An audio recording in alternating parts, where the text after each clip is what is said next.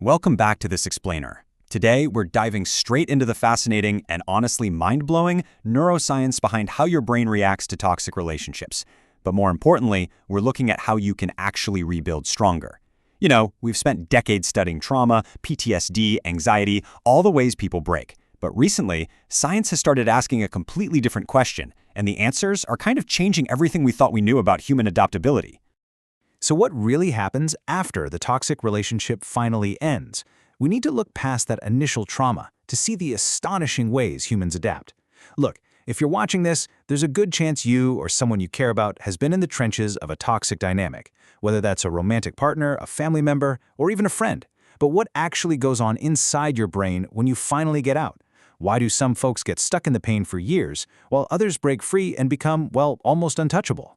To get to the bottom of that, we're focusing on a concept called post-traumatic growth. Researchers are studying this to understand people who don't just survive their trauma, but somehow become more than they were before. And let's be clear, this isn't just some feel-good, self-help buzzword. It is a measurable psychological state. It's what happens when someone breaks you down so completely that you literally have to rebuild yourself from scratch. And sometimes what you create is vastly stronger than what was broken in the first place. All right, moving right into Section 1, Your Brain Under Siege. Before we can even talk about growth, we absolutely have to validate your experience by looking at what toxic dynamics physically do to your nervous system. Because let me tell you, this isn't just a case of someone hurting your feelings. Your brain literally does not know the difference between a physical war zone and emotional manipulation. It's wild, right? Both actual combat and toxic gaslighting spike your cortisol, that's your primary stress hormone, in the exact same way.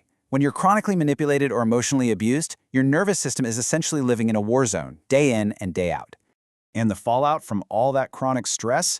It's severe. Research from Springer actually found that your body will scream at you in the only language it knows. It presents physical and emotional symptoms that mirror PTSD. We're talking severe anxiety, depression, insomnia, fractured concentration, relentless headaches, and even a weakened immune system. In fact, think about this. Your brain typically uses about 20% of your body's energy, but when it's constantly scanning the room for toxic threats, it literally steals power from your immune system just to keep you on high alert. Your body is physically reacting to an ongoing, invisible threat. So, the absolutely crucial takeaway here is this.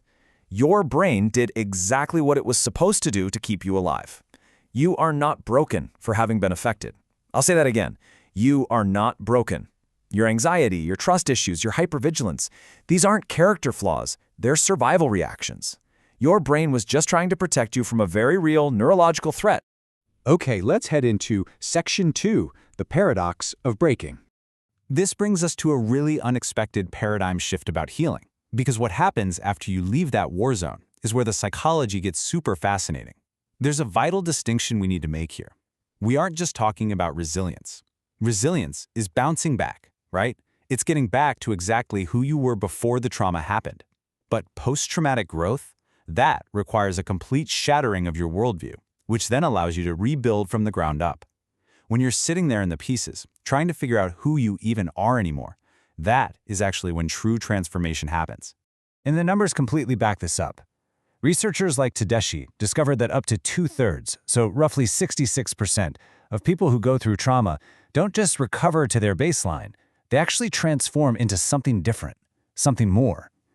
The remaining 34% either just recovered stability or, unfortunately, remain broken in ways that really impact their lives.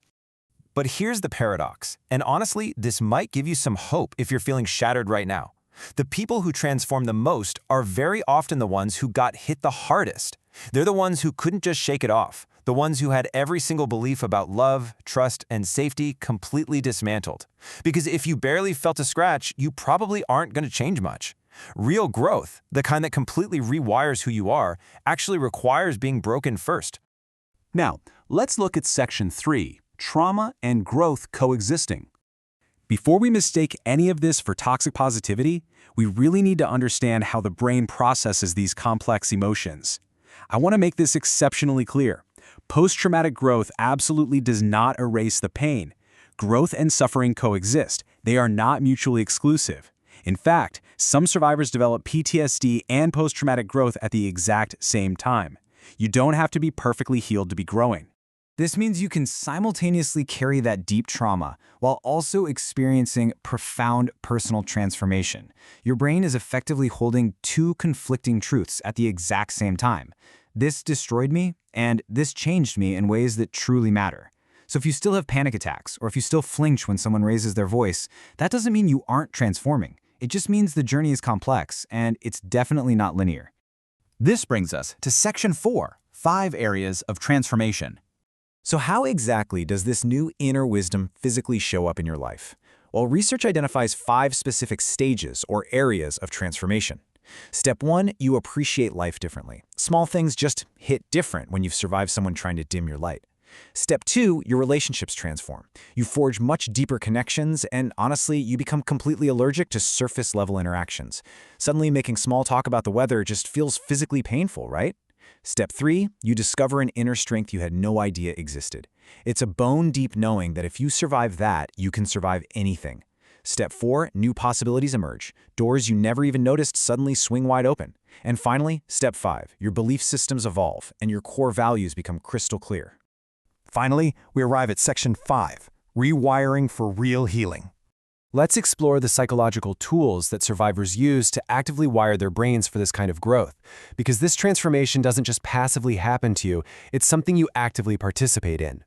Recent studies on coping with toxic relationships found that survivors develop very specific strategies.